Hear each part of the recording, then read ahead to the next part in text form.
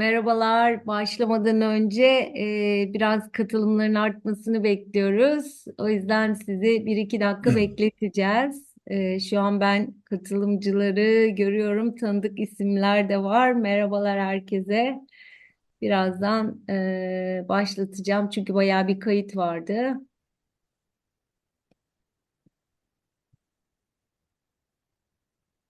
Hello everyone. Welcome. I see some familiar names. We'll be starting shortly. I just allow a couple of minutes for everyone to join us.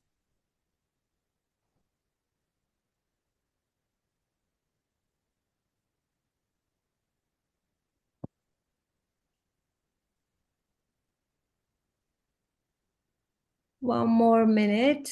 Numbers are going up.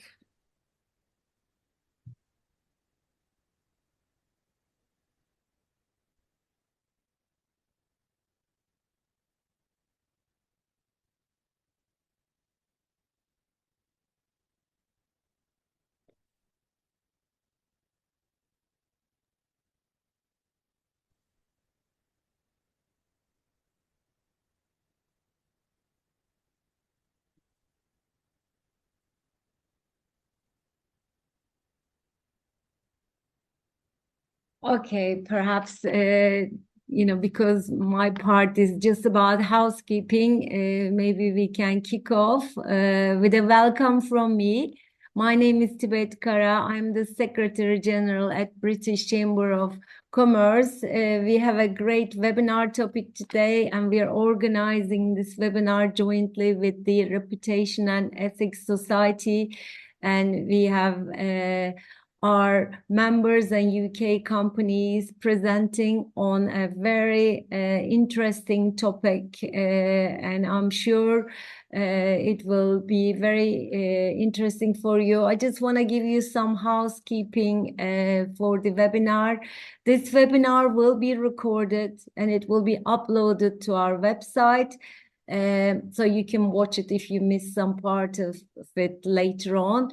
There will be a question and answer session at the end of the speakers session.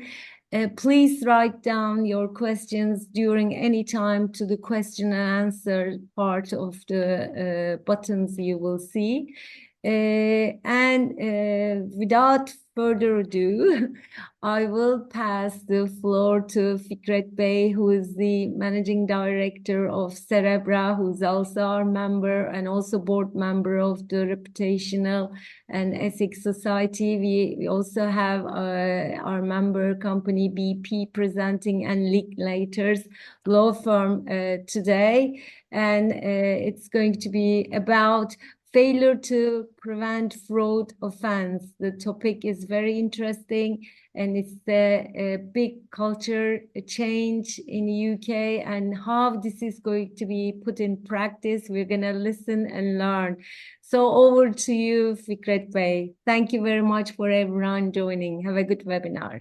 Thank you very much, Tibet Hanım. As you said, the name is quite interesting, failure to prevent fraud. So we'll see. Hello, everyone, and welcome and thanks for joining us. My name is Fikret Sebilcioğlu. I'm a board member of Ethics and Reputation Society and the founder and CEO of Cerebra Forensic and Integrity. By profession, I'm a forensic accountant and fraud investigator. I'm very pleased today to be here because my firm, Cerebra, is a corporate member of two associations, TEİD and BCCT. So I really do feel at home in this community. Today's session is called From Compliance to Culture, the UK's new failure to prevent fraud regime.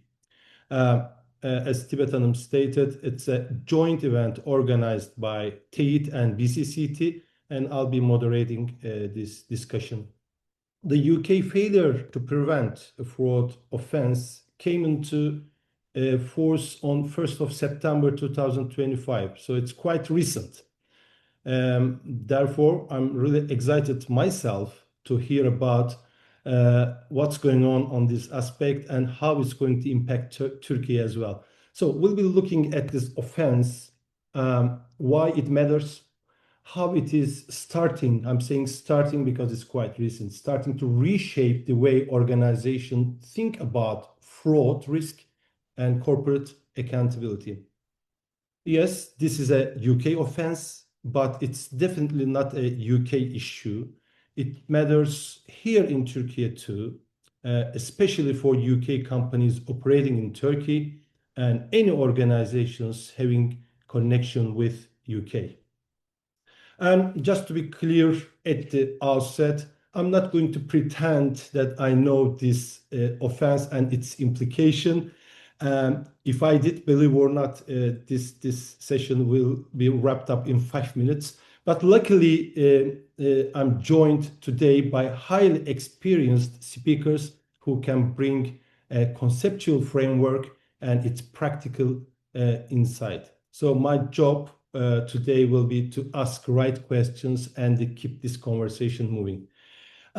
Let's turn to our panelists. Please give us a quick introduction, your name, your role, your firm, and maybe just one sentence on why this topic matters to you. And then we are going to dive into the discussions. Shall we start with you, Ellie? Sure, thank you, Fikret, and yeah, very happy to have been invited to speak today.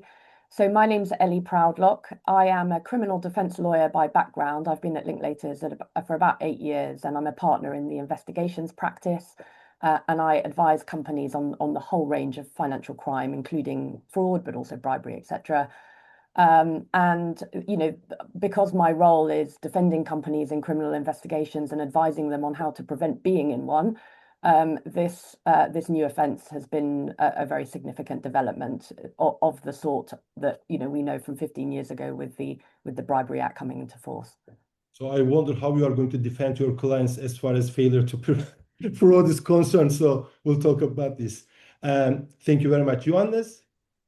Thank you very much. Yeah, thank you very much for having us here as Linklaters team. I'm closely collaborating with Ellie on various topics regarding compliance. I'm not with Linklaters since 8 years. I'm with Linklaters since 8 months, a bit more. But 15 years I was on your side of the audience table. I was in-house counsel, chief compliance officer in various companies. And I was always working on the interface between really the legal expertise on the one side and on the other side, how to put it into organizational processes, how to put it into practice. And so I'm very much looking forward to the discussions we have today. Thank you, Johannes. Thank you very much. And Arzu. Yes, thank you. Thank you. Good afternoon, everyone. I hope you can see me well. And I'm really, really excited to be here and to meet all of you, even virtually. My name is Arzu. I'm the Ethics and Compliance Liaison for 2 regions at BP. AGT, first one, Azerbaijan, Georgia, Turkey, and North Sea. And I also support data privacy across our production and operational businesses. But I started my career as an external auditor. Partly I become from a family of finance professionals. Later, I moved into finance and commercial roles at BP before finding my, passion in ethics and compliance.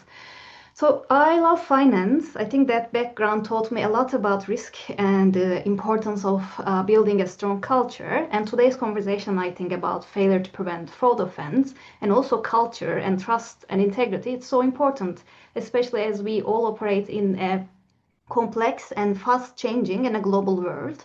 I'm thrilled to be joined by valuable professionals today. I cannot say I'm an expert as well, but I'll be sharing my experience. And thank you for moderating the session, Fikret. I look forward to this lively discussion.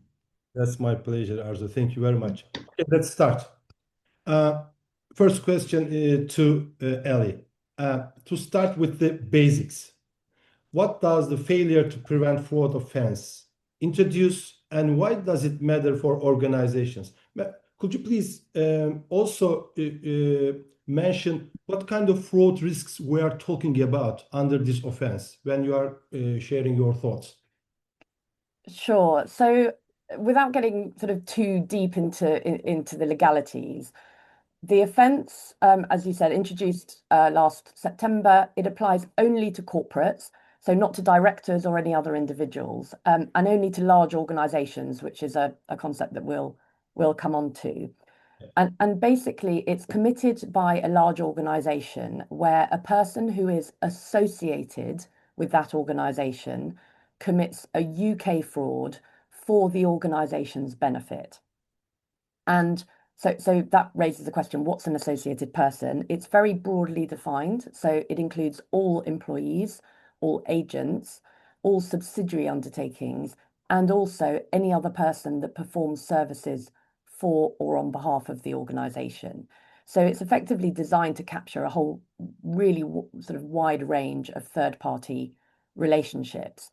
But importantly, and this is something that Johannes will come on to speak about in much more detail, organizations can protect themselves from criminal liability because there's a full defense if the company can show that at the relevant time of the fraud being committed, it had reasonable anti-fraud procedures in place. So basically, this offence it's a formula that we've seen before with failure to prevent bribery offence under the Bribery Act, which many people listening may be familiar with because that also has very broad extraterritorial scope. But it does have some key differences. So, and this answers your question about why it's important for organizations, for example, in Turkey.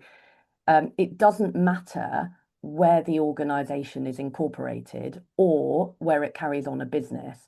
So it applies to all large organizations around the world where the underlying fraud that's committed has a UK nexus. And so it really can capture a large number of companies very far out of the UK. And in terms of then which fraud risks are relevant, I think one of the other key differences from the Bribery Act is that rather than there just being one underlying offence, there are a number. So fraud, as Johannes will come on to describe in more detail when he's talking about the controls, it can be committed in so many different ways, right? So to call out just a few of the fraud offences that are in scope: fraud by false representation, fraud by abuse of position, false accounting, cheating the public revenue, and also aiding and abetting any of those offences. And all I would add is that an important, and this may be a word of kind of reassurance, I guess, an important feature of all of those offences is that they require dishonesty and intent. And so they're not offences that can be committed by accident or even negligently by being bad at your job. They require a criminal mind. And so that has to be proven at the kind of base level at the UK fraud. And then after that, it doesn't matter whether the organisation knew about it or not. If they failed to prevent it, they don't have the reasonable procedures, they can be criminally liable. And that's what we're talking about today. Right. Thank you. So you just talked about reasonable fraud prevention procedures. So I'm a bit familiar with reasonable assurance terminology when I was an external auditor. So it's always a little bit difficult to understand. When I read the guidance of failure to prevent fraud offense, it says that organizations will have a defense if they have reasonable procedures in place to prevent fraud.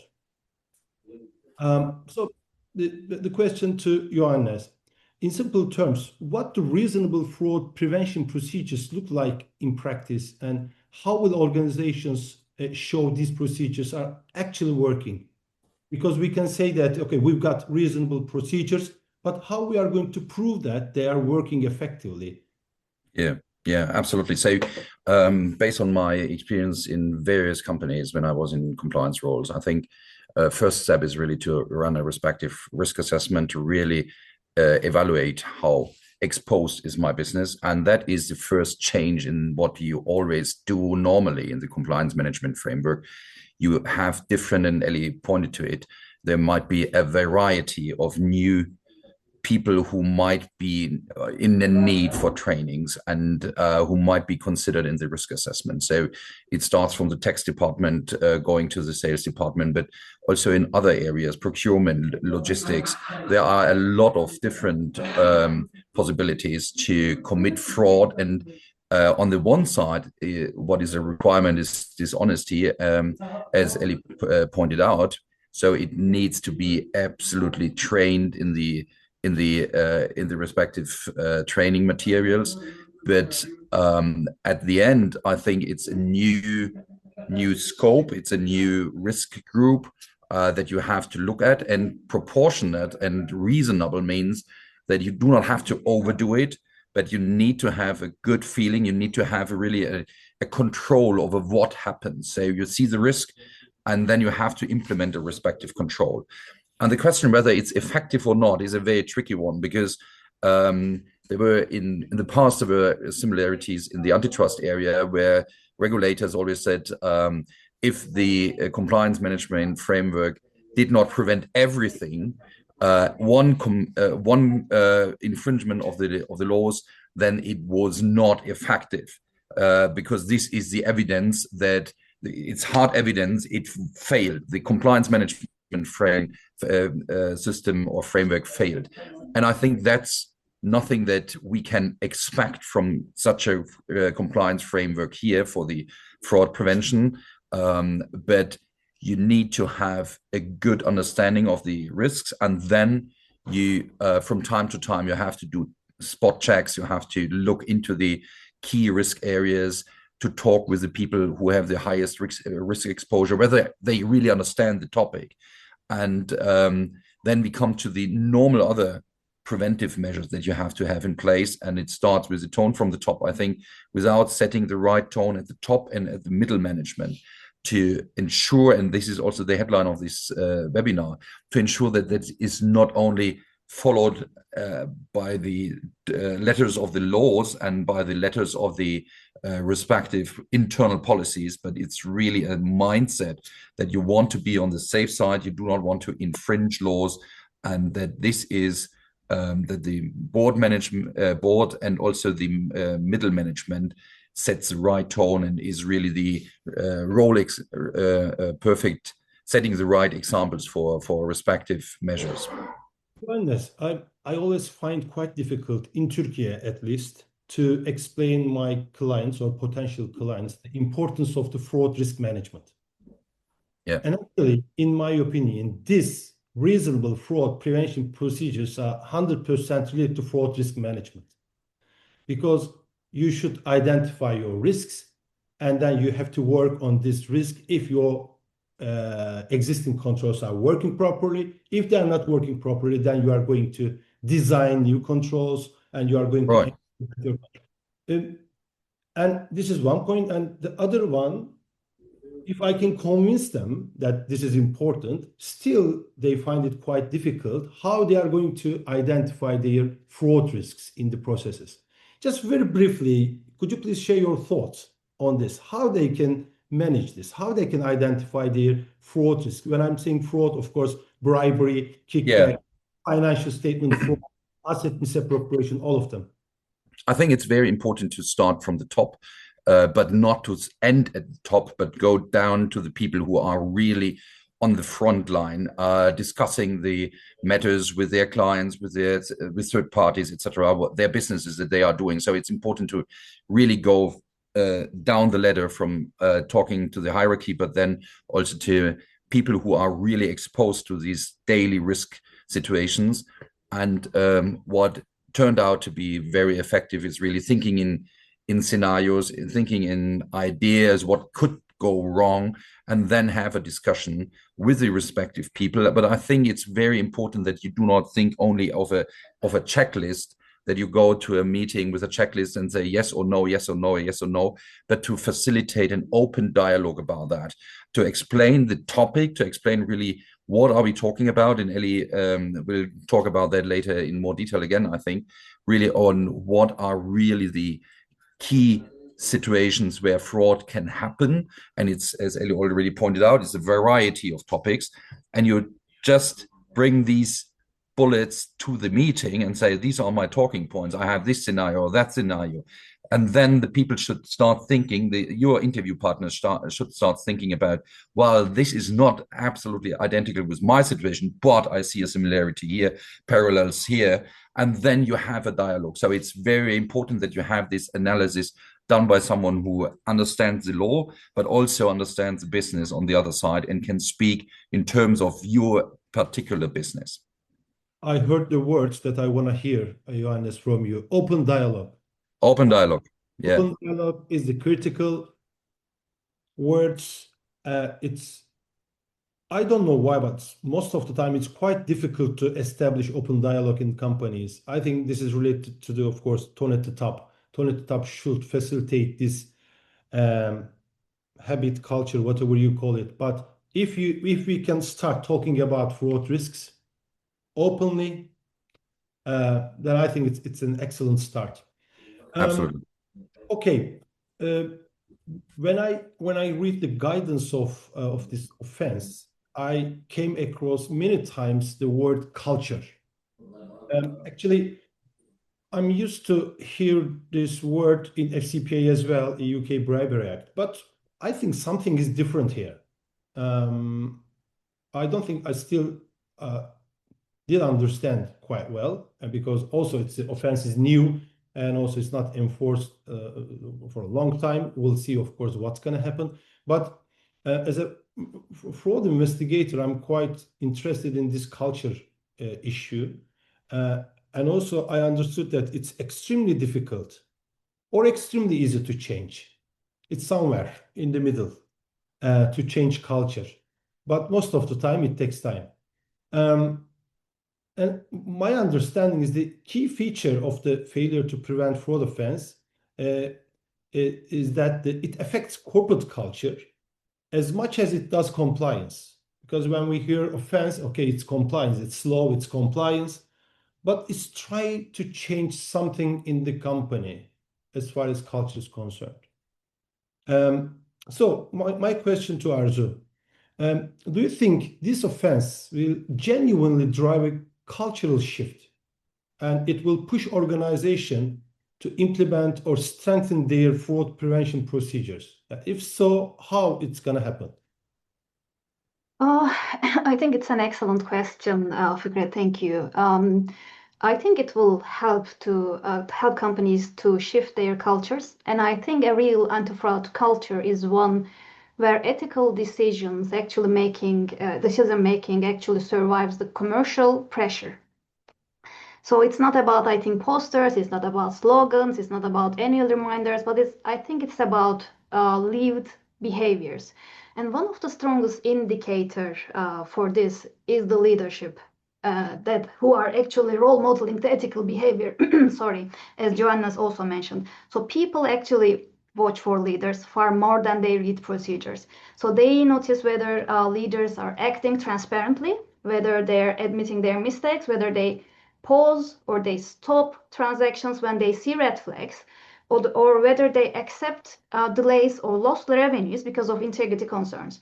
So when I think leaders do these things, they send a powerful message about what truly matters. And fraud risk drops, and culture, I think, improves in such situations.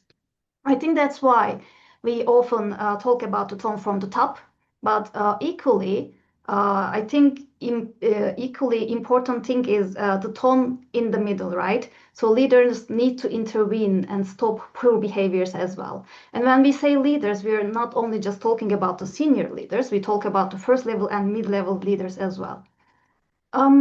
Another indicator for a genuine or real culture, anti-fraud culture, might be, I think, psychological safety. So a safe environment where people can speak up. So when people are afraid to raise concerns or maybe ask questions, I think small issues turn into big risks, into like a snowball. So in a real anti-fraud culture, I think people feel safe asking questions, and when they do, they know they will be listened to. So they are not punished for asking questions, or maybe sometimes it can be as challenging assumptions or challenging decisions. So they trust the process and they trust the speak up channels are working. And in such cultures, I think concerns come up very quickly, so long before they turn into fraud cases. Another indicator for a real culture, anti-fraud culture, which might be linked to speak up, by the way, it's, I think, fair and consistent investigations with no exception based on seniority, performance, I don't know, revenue generations. So a strong culture cannot coexist, I think, with the selective enforcement. So we should never appear to favor hard performers or leaders. So And the employees, I think, regarding the investigations, they do not need the details about the cases, but they do need confidence that outcomes are fair and unbiased and applied actually equally across all the organization. And lastly, something I really like to remind the business that I'm working in, that I'm supporting, fraud, failure to prevent fraud, or any other ENC risk does not solely sit with compliance. So business leaders actually own fraud risk in their operations. Finance owns the integrity of reporting, representation, and procurement own the third-party risks. So compliance are there, we are supporting, we're challenging, we're advising, but we do not replace the accountability. Hope this answers your question. Definitely, but I think the time will show us how the enforcement will show if it's this offense going to impact the culture or not. But most of the time, honestly, when I'm talking about ethics in any conversation, I don't like referring to laws or offenses. Ethics is something inside. If you push people to something because of law or offense, I don't like this way. But although this offense is a part of law, of course, but I think it's my understanding, or at least that's something maybe I want to hear.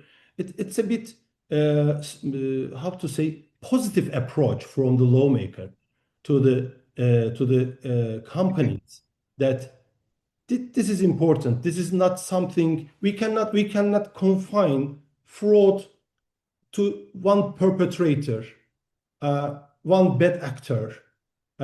If there's a problem, this problem should be sorted out in the company with the leadership. I think this offense is just trying to touch the DNA of the company in this respect. That's why I'm really interested in. And also, I read somewhere, especially about the culture issue. It says that this offense asks not whether a policy existed. Yes, absolutely. But whether it was understood, implemented, monitored. I mean, we all know these words in the UK BA or FCPA, but last one, capable of influencing behavior across the organization. I like these words.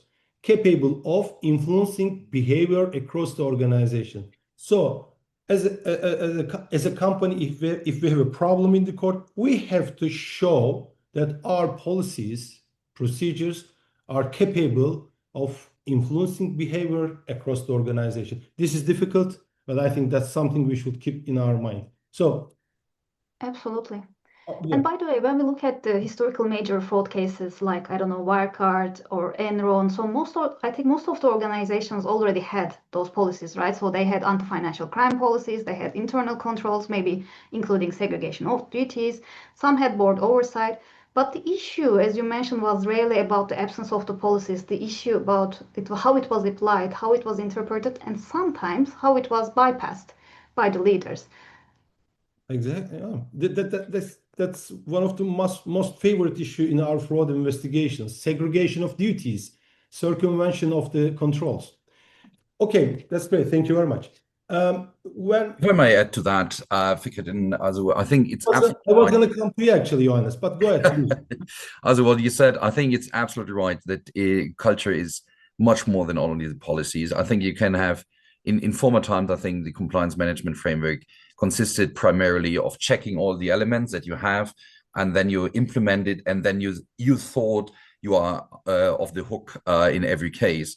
And I think that's, important, and as you said, Fikret, I think a very important shift from this approach also from regulators to say, no, I'm supporting. If you try to establish a compliance culture, then you should get some benefits for that. We are supporting that, and that is something I've seen that in various other legal areas. It's in anti-corruption. We see the new EU anti-corruption policy in Europe, in the EU, coming up in the next years, and they also stress the importance of compliance in general, and they also say in that compliance that is only window dressing. They really refer to that in the arguments for this new regulation. They simply say if it's compliance just for window dressing, it might be to the detriment of the parties, because they really want to support only real compliance. And with regard to how you can evidence, I think one of where I made some very good experiences was to have in these annual HR surveys that you will have normally, that you manage to get not the whole survey about compliance, but if they talk about everything else, that this is also part of this global HR survey that you run in your companies to see what value does compliance have in the relationship with your direct supervisors. Can you support your supervisor? Do you feel, as Azu said, do I feel comfortable to speak up and to be heard? And to it's something where you can raise issues without that someone says, "Oh, you're stupid and don't ask these questions, just do it."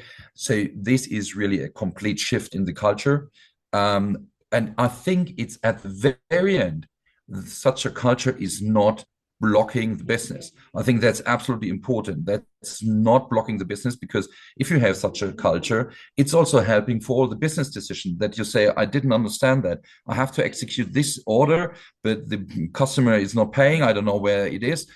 So this is a culture of enabling people to think on their own, to not follow only policies, but really to think about topics and to raise a hand because they are entrepreneurs on their own. And I think that's really a shift that can help the whole company, not only with regard to the compliance topics. Sorry, I wanted to add that from my perspective. Contribution. Please do it whenever you have any questions. Other panelists, if you have an issue, please get in the discussion. Johannes, I just want to continue with you. Very briefly, I want to look at this offense from the perspective of the board responsibility, senior management responsibility. Do you think it's going to change something in the boardroom? It's going to change their responsibility?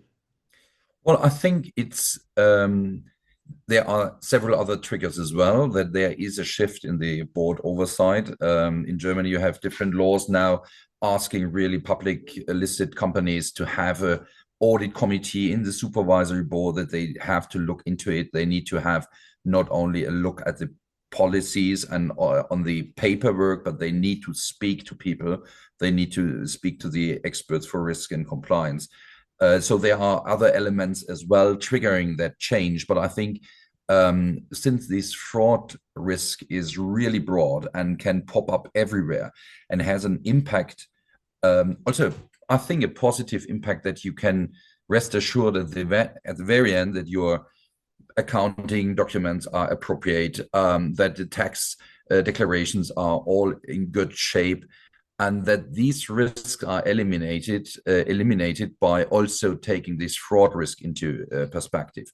So I think, yes, it will change the involvement of the boards, be it supervisory board, be it the executive board, or different setups. And I think if you, I don't think that there is any micromanagement required for that. It's really that what we just talked about, this culture is supported, that the board functions really ask for data, for instance, like the HR survey, that they want to understand, is it something that people perceive as a support, or is it something that people perceive within the company as a threat? And if the people come back and say, well, it's more a support, the compliance is trying to solve, and we didn't know that this could be an issue and that could be an issue, then it's really teamwork, and that is really helpful. And I think this is something that the board can identify without going into every detail, into every discussion that compliance or the management has with others. I think boards or senior management should find a way, effective way, to trace fraud risks and how they are responded in the company. They should find a way. I don't know, but But when I read the guidance of failure to prevent fraud defense, I understand. I mean, if there is any problem at the board level, board will not be able to say that I don't know. I mean, No, absolutely. at some stage, I read this sentence: ignorance is no longer a defense. I love it. This is great. Yeah. I think we should weigh as advisors as well to explain our clients and board. Yeah. Okay, this is the situation. You should find a way. Okay, I totally agree that micromanagement is a problem, of course, but at certain level, they should find a way to address this issue. Yeah, I think in that context, I think two things. The first is that, of course, the board needs to give the instructions to the compliance teams or whoever is in charge of that to identify the respective risks. And if there is a chance to align it with existing processes for the compliance area, that you have established already processes for KYC, or you have processes for your training, you have a good training concept so that you do not roll out trainings for everybody, the same content, but you have it more tailored. This is a higher risk exposure, so you give it a different training than people who have no risk exposure at all, so that not everybody who has no risk exposure is bothered with too many compliance aspects. So you need to tailor it to various risk groups. And on the other side, I think the executive board really, or the boards, need to understand that, they need to support it. And if the compliance function or the management comes up and says, well, I'm a sales manager, I see this issue, I don't know how to react, compliance says, oh, it might be dodgy, then someone needs to support this decision. And that is, I think, where the board needs to come into play and say, yes, you have to figure out whether this red flag is really a red flag.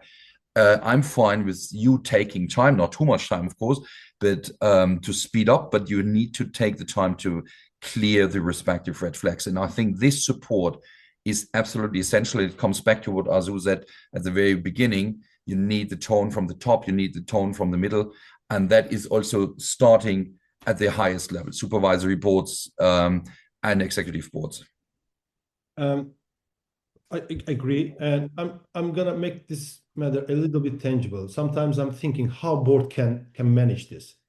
I think periodically at the board level, somebody should ask, what are the conflict of interest issues in our company? How conflict of interest risks are managed in our company? Are there any actual conflict of interest in our company? If yes, how they are managed? Conflict of interest in Turkey, at least, maybe 80–90% of the source of the fraud risk.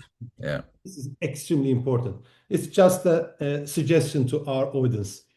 Anyway, thank you very much for your contribution.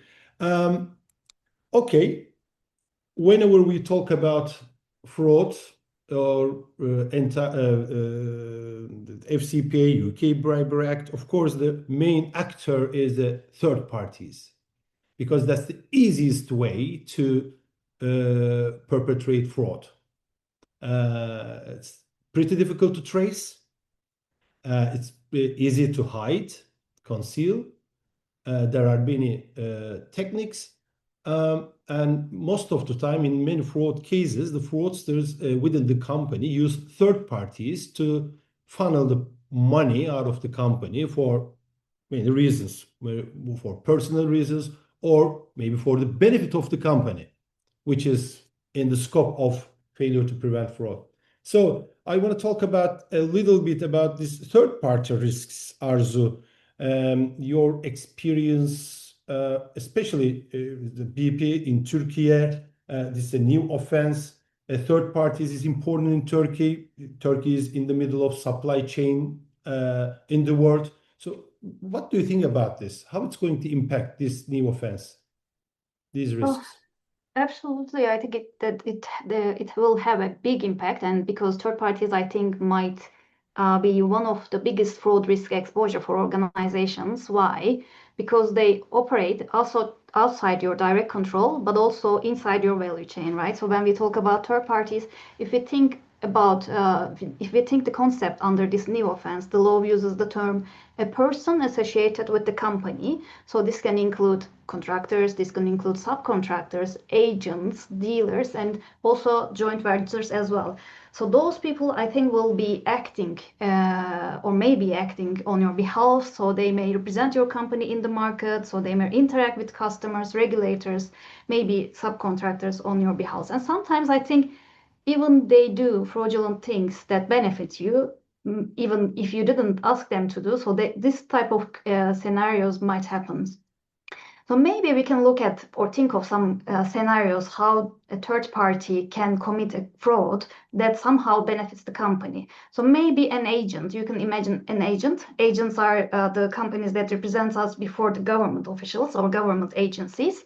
So imagine an agent who actually pays bribes, I don't know, to accelerate permits or licenses. So the company, as a company, you may not be directly involved, but it somehow benefits you because of the operating faster.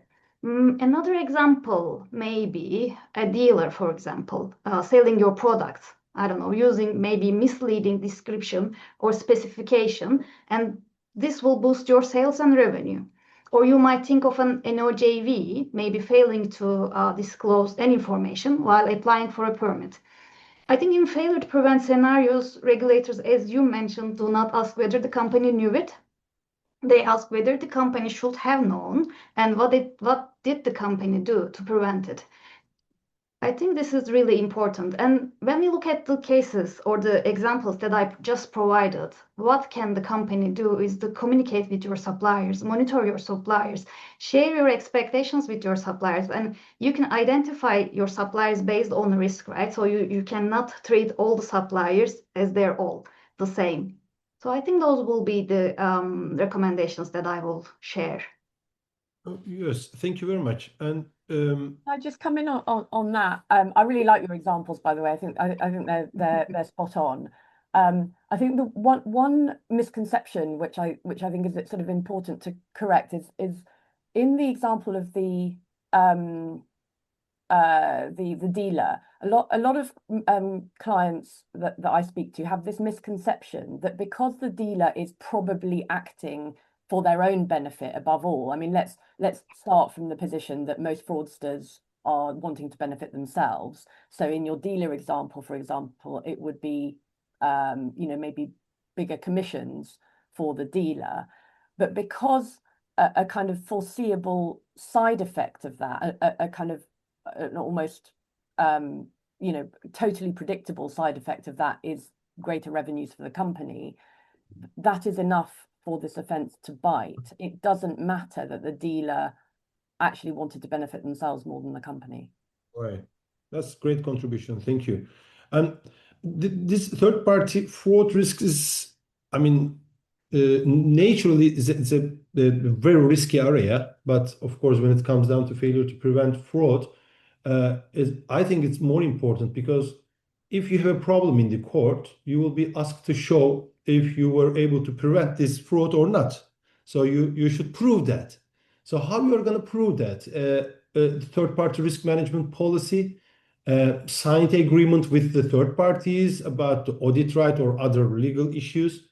But I think this matter goes down to very deep of the company, the business processes of the company.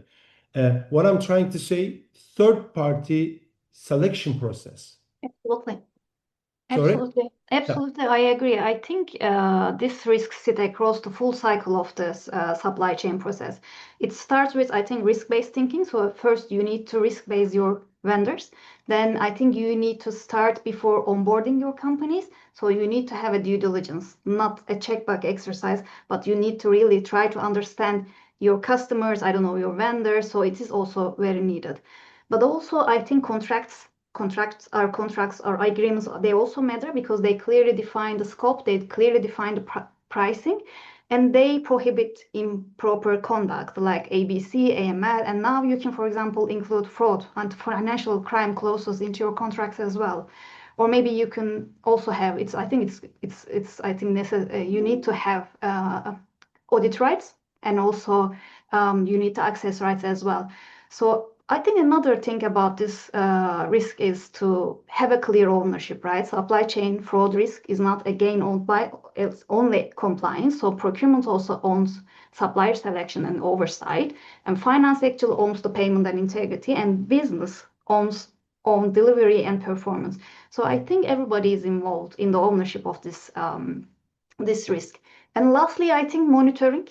Sometimes people sees monitoring and oversight as some policing, but I think it's about curiosity. It's about asking whether something really makes sense. It's knowing the customer and the supplier. And maybe the right question to ask is, if something happens in your organization related to a supplier, who in your organization will personally accountable? Will it be compliance? Will it be procurement? So I think the response to this question gives some clues as well. And I think also, and if I may jump in, that's sure. exactly what I did in my previous roles as well, to do, for instance, trainings together with the procurement or purchasing department, to not be invited only as a guest speaker, because then the mindset is even further into the direction, oh, this is my supplier, my service provider for compliance internally. And you cannot outsource your compliance responsibility to a compliance department. The compliance departments can only provide guidance, can help. So what we did is really setting up with 2 or 3 people from the compliance department, respective workshops, to say, okay, please collect respective questions, scenarios, whatever, and have a dialogue and have an integrated training with the purchasing department. And when it comes to fraud, we might also want to think about, sometimes purchasing is different from procurement, because my understanding was procurement also covers logistics sometimes. So we need to focus really on the logistics as well, because there are also simple situations that can be seen over the time as a consistent system or a systematic fraud. Because, for instance, if the logistic manager, in the thinking that it benefits the company, always claims a few pieces as a missing amount from the supplier over the time, and the supplier does not want to make a big fuss out of it and delivers additional pieces. So over a year, 2 years, depending on the supply chain, you might have an amount that is significant as additional pieces that you collected as a false claim of missing parts. And so this is one example where you need to focus your risk assessment on these various teams on the one side, and on the other side, to have joint exercises, joint training sessions, etc., and double check your policies, whether it can fit into the procurement or purchasing policies, instead of having everything separated, but really have an integrated compliance framework. Absolutely. And I think also this is a great evidence, right? So you can evidence that you trained your suppliers. Absolutely. Yeah. I love third-party risk management because it's an endless story and lots of risks. In many investigations we are conducting, we come across this risk, and most of the time I'm really still surprised with the fraud schemes designed by the perpetrators. Very creative, because supply chain is quite complicated. There are many actors, information asymmetry, and lots of processes which are managed by different actors. So it's really complicated. And sometimes when you look at the procedures, you can see that the procedures are great. And even when you look at the practice, you can see that these procedures are implemented. However, there's another story behind it, because it is designed fraudulently. So very deep relationship may occur in the supply chain. So it's a very difficult area, and it requires lots of time and energy to fight fraud at this process. Okay. Another aspect of the offense, my question to Ellie. Ellie, from an investigations and enforcement perspective, What will regulators, because we haven't talked about a lot about the regulators, look for when assessing whether an organization failed to prevent fraud? And in that context, how should companies think about internal investigations? Yeah, good question. So I think the first point to just sort of all have in the back of our minds is ultimately it would be a criminal court that would have to decide in a given case whether a company's procedures were reasonable. So it's kind of difficult, you know, it has to be assessed on a kind of case by case basis. But if we're you know, if we're thinking about how, for example, the Serious Fraud Office would look at a company's procedures, and when I think about it from a kind of future criminal defense perspective, I think a key point is around just making sure that the rationale for decisions taken is documented. So, you know, the guidance recognizes explicitly that a company is never going to be able to identify every type of fraud that could arise in the organization. But you know, there was a shift in the language from adequate procedures under the Bribery Act to reasonable procedures under the Fraud Act under the ECTA for this fraud offence for a reason, because it's recognised that, you know, there will be cases that slip through the net. But I think it is really about, for example, Arzu mentioned the importance of turning down deals, not doing business at the expense of compliance. I think it's really important for companies to evidence where they've done that. So don't just look at where you are doing deals and how you are doing deals, but where you are turning down deals because of compliance concerns, whether it's fraud or anything else, frankly, write it down, document it, because ultimately it will be for the company on the balance of probabilities to prove to the authority or ultimately the court that it had reasonable procedures. They might not have worked perfectly, but they were reasonable. There was a documented thought process. And look, we were actually implementing them in practice. We turned down these deals because of these reasons. Yes, we had audit rights in our contracts. That's quite easy to include, but also we exercised them in these 3 cases. Look, and make sure that all of those are evidenceable steps. They could be put in a drawer and you may not have to use them, but if you need to evidence them, you've got that, you know, from 5 years ago, whenever it was. In the internal investigations point, I think is a really good one, because I think they're important for a couple of reasons. One is that investigating suspected fraud within an organization is clearly a critical part of that organization's reasonable procedures, because for one, it's a deterrent effect. If people know that their conduct is going to be investigated in every case, as Arzu said, regardless of seniority, and that there are going to be appropriate sanctions or disciplinary steps taken in appropriate cases. But also, and I think this goes back to a point somebody made at the beginning, because it allows an organization to continually assess its fraud risks. So when doing a risk assessment, one of the things that a company should be looking at is, well, in the past year, where have our internal fraud issues, you know, proven or otherwise, arisen, and what can we do with that data?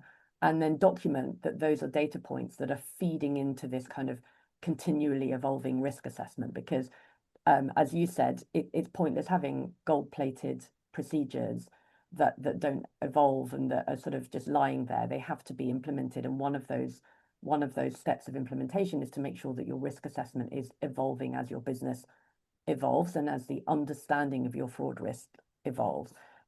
The other reason why internal investigations are important, frankly, is to make sure that the company is fully aware of any criminal exposure that it may have as a result of this offence, and the fact that, you know, something that its third party or employee might have done could actually have create liability for the company, and therefore to get the relevant legal advice and to, you know, in some cases make a decision about whether or not the conduct should be self-reported to a relevant authority. But that obviously depends on the facts.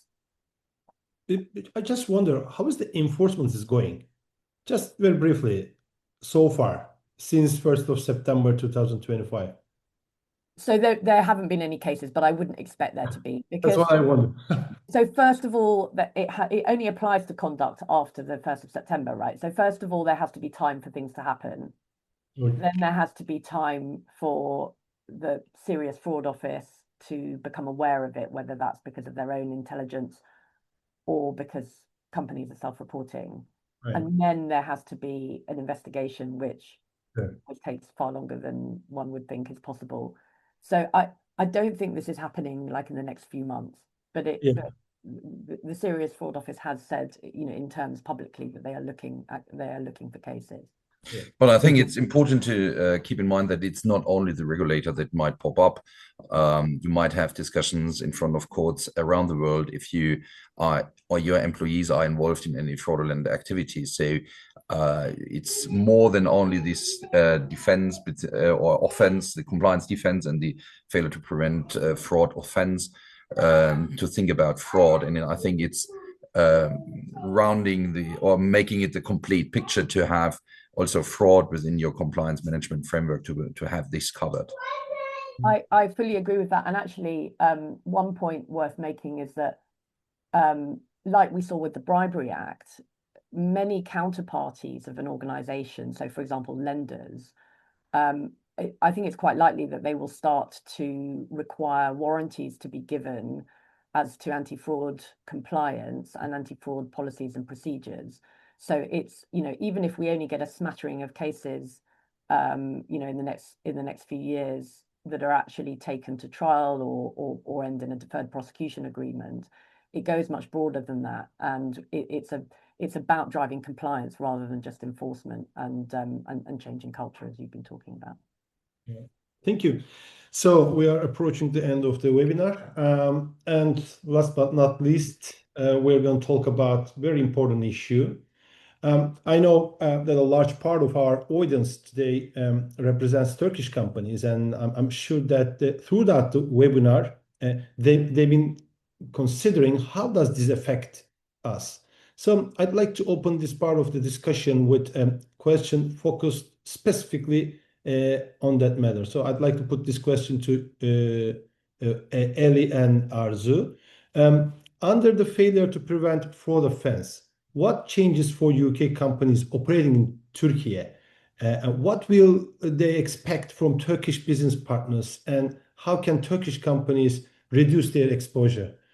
Shall we start with Arzu and then Ellie, maybe? Sure. I think we a couple of times mentioned, Ellie also mentioned, that this offense does not stop at the UK border. So for UK companies, geography will not be a defense. I mean, what matters, I think, here is who benefited, not where the act occurred. So practically, fraud committed in Turkey by a Turkish employee or maybe a third party, and that benefits a UK company, it can trigger a UK prosecution, reputational damage, it might trigger fines and remediation obligations. And this fundamentally, I think, changes how UK companies view local operations and maybe third-party risks in Turkey from a compliance topic maybe to a criminal liability issue. And Ellie also mentioned about this one as well. So what can UK companies expect from Turkish business partners? I think they will increasingly expect Turkish partners to demonstrate ethical behavior. They will, I think the key expectations will be around clear anti-fraud and ethical controls. As we talk a lot from the top, leadership behavior consistent with the ethical commitments and expectations, a healthy speak-up culture, ability for employees to raise concerns without fear, and training and awareness for the employees, for your third parties, and evidence that people understand actually what fraud looks like in practice. So you might have this by having a risk workshop with the key stakeholders. You might invite, I don't know, finance, procurement, you might involve legal, so that you can have a look at your processes, whether there's any gap or not, so that you can put some mitigations.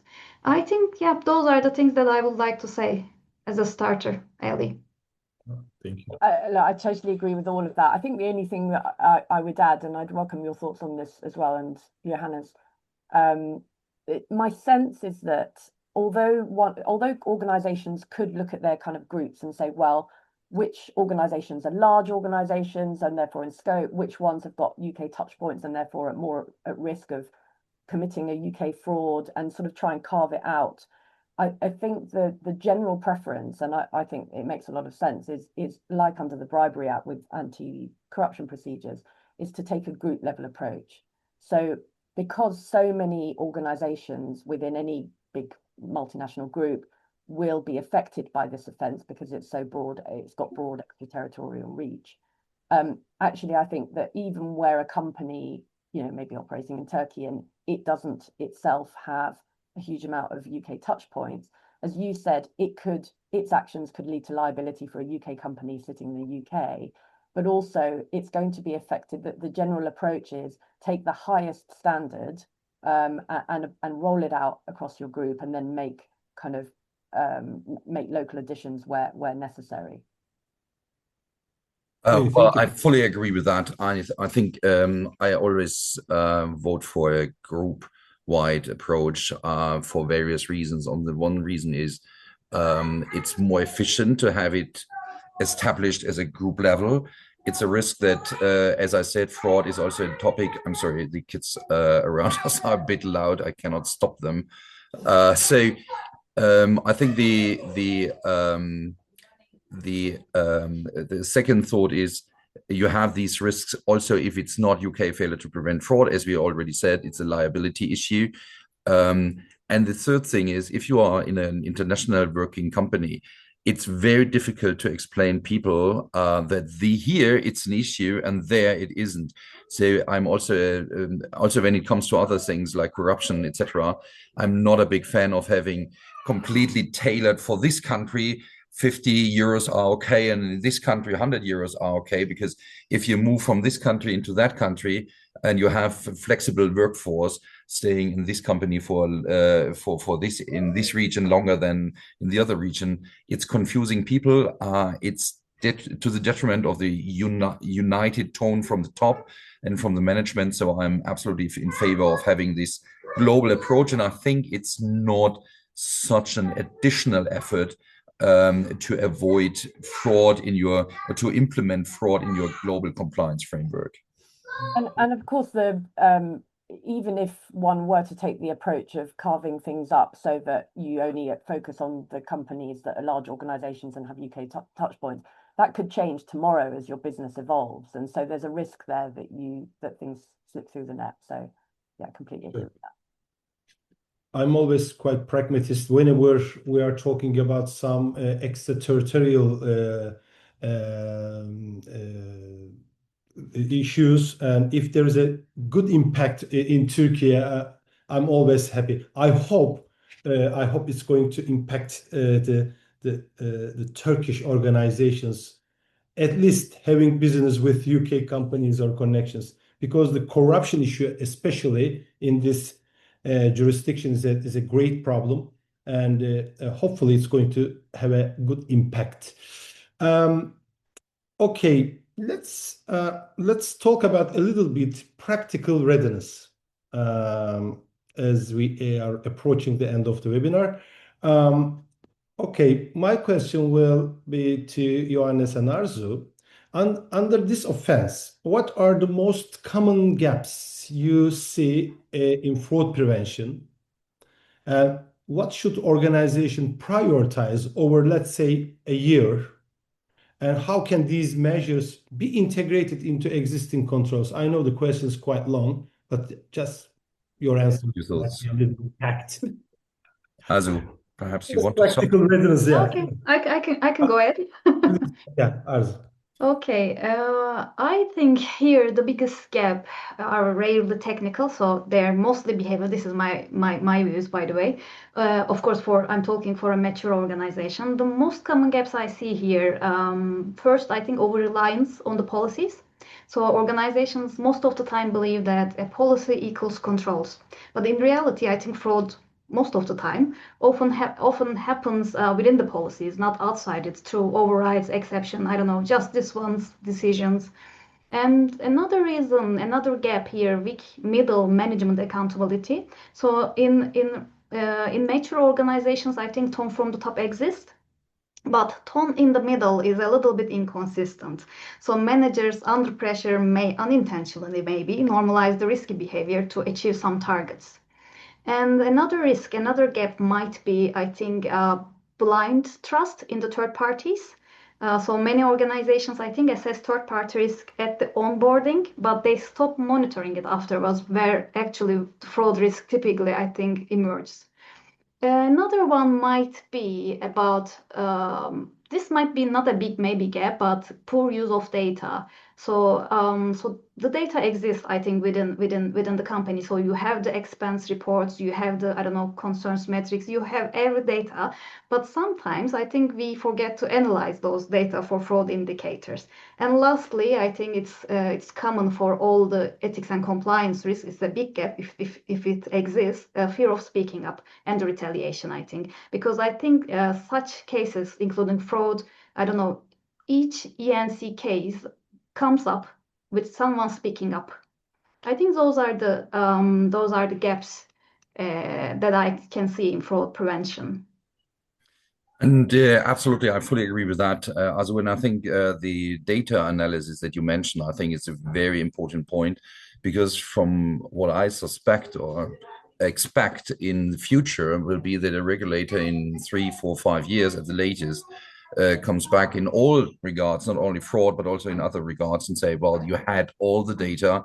You had even AI as an option to analyze data, but you never used that. So you completely ignored the means that you have already that you can use. And that will be to the detriment of the companies, that the regulators will say you could have done better. So I think that's a risk. And with regard to fraud per se, I think from my experience, fraud was always seen as a threat against the company from the outside in.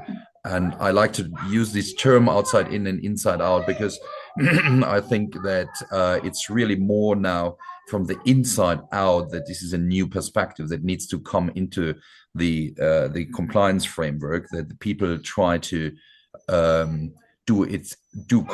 commit fraudulent activities in the best interest of the company. But at the end, it's fraud inside out that is now in focus as well. So there is a shift or an additional perspective that comes to the normal compliance work. From criminal liability perspective, Ellie, would you like to add anything? I mean, what companies should prioritize within, let's say, a year in order to prevent any problem in case of court case? Was that to me?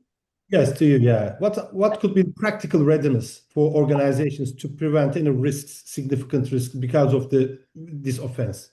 So I mean, obviously, the sort of complete answer is to kind of do the whole process, roll everything out across the global organization. But for organizations that are just coming to this now, I would say, really the cornerstone of everything that follows is the risk assessment. And so to get that done, and then maybe it's a question of going through that and picking, I don't know, the top 10 risks, and identifying, what the controls are that exist for those, where the gaps are, and plugging those, and then rolling out that same methodology on a kind of, going through the remaining risks, but in the knowledge that the kind of the key ones have been addressed as a priority. And again, and I come back to this all the time, documenting every step, documenting every decision. There may be areas of the business where actually a particular risk is identified that is so low that it's disproportionate to kind of make any changes to the existing controls. That may be a very reasonable decision, but document the reasons for it. Yeah, thank you very much. And even what I came across in previous roles was that sometimes others, like wholesalers, complained about that the manufacturer, for instance, did not follow the requests from the the wholesalers to commit at the end something that was illegal, and they published it and said, well, due to this strong compliance of this company, we cannot do this and that. And all these evidences, I think what Ellie already mentioned, should come into a folder that you say, oh, there was a news article here and there that is praising the compliance here, or a good behavior in that regard, so that you have really a good story to illustrate that there is a compliance culture in place and not only 1 or 3 policies in addition. Thank you. My last question to all panelists. Looking ahead the enforcement of the offense, considering, so is this offense simply another compliance issue or maybe burden, or is it really a governance opportunity that will reshape expectations around corporate integrity? Maybe when you are sharing your thoughts, you can also add your last words before closing. So let's start with Ellie. So look, I think there's no doubt that it is a burden in the sense of resource and cost, but I think it's also an opportunity for better governance and compliance. And we saw the same thing with the Bribery Act. This isn't really only about enforcement risk, although of course that's that's the stick, but the carrot is having a more compliant business that lenders and other counterparties want to deal with. And it's really part of a trend, I think, of the government, certainly of the UK, but I think it's been replicated in certain ways in other jurisdictions, putting the onus more on the private sector to prevent and detect economic crime. And I don't think we've seen the last of it. So I think this is a real opportunity for companies to get ahead of the curve. Yeah, thank you. Johannes? I fully agree with what Ellie said, and I think it's very positive at the end that you have this compliance defense at all, because in various other regimes over the last years, you've seen the opposite, and it's now a positive development, now positive in various regards in other areas as well, that compliance itself can help to reduce your exposure. And that you have these compliance defenses, from my perspective, a perfect trigger or incentive for the companies to go into this compliance culture, and to have some. Also, if you only think about financial figures, at the end you can put it into a benefit for the company if you live up to that, and it's that's from my perspective a positive thing. Thank you. Arzu? I think both Johannes and Ellie covered everything that I like to say, but maybe I can reply this side. I think the response, whether this is a compliance burden or a governance opportunity, I think it depends on how organizations choose to respond, right? If organizations choose to treat this offense as a compliance burden, they will think that adding more policies, they create, I don't know, more approvals, increasing documentation, and this approach may maybe satisfy the internal checks, but it doesn't fully prevent fraud, as we talked at the beginning of this call, I think. However, I think organizations see this as a governance opportunity. The response looks very different. It becomes a reason to, I don't know, accountability for your leadership. It strengthens your oversight for your third parties. It might, I don't know, make fraud prevention part of how business is governed, not just the control. So I think this is really important. During the session, we talk about the leadership tone from the top. Tone from the top, speak up, concerns. We talk about the surveys that can show psychological safety. So I think it's really, I would suggest to look at this as a governance opportunity. Thank you very much. What I understand is that this new offense will try to move compliance away from formalistic procedures and toward demonstrable behavior. I like these words: demonstrable behavior, demonstrable governance, and demonstrable culture. I don't know how companies will do that. This is difficult, of course, to demonstrate behavior, governance, and culture. That's something really we should work together. And ultimately, the aim is to make fraud prevention a board-level strategic responsibility. I'm really interested in this part as well. And make fraud prevention a board level strategic responsibility. This is quite missing in Turkey. This is my experience. And driving, of course, long-term integrity and trust in the business environment. So as we close this webinar, I'd like to leave you with one question to think about. If fraud happened tomorrow, could your organization confidently show a court that you took reasonable steps to prevent it, not just that you had policies on paper? Will you have any evidence to put in the court that you've taken your action properly? So with that, we are coming to the end of today's webinar. Thank you to our panelists for insights. Arzu, Eli, Johannes, many thanks.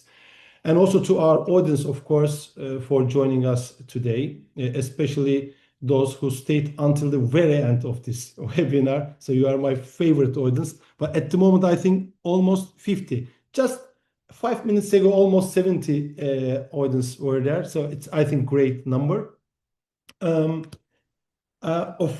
course, after thanking to panelists and audience, I think big thanks to the secretariats of both associations, because without them, we wouldn't make this event happen. Many thanks to TEİD and BCCT. Thank you very much. It was a great webinar. Thank you. I also learned a lot. It was very interesting. And thank you all for your time. But we couldn't get any question. That's my issue. I just checked a couple of times. But yeah, I was going to say, I think explained everything very good. So maybe exactly that shows there are no I want to believe unclear points. Okay, thank you very much for everyone joining us as well. Hope to see you at another webinar. Thank you. Thank you. Bye-bye. Thank you. Bye-bye. Yes. Bye.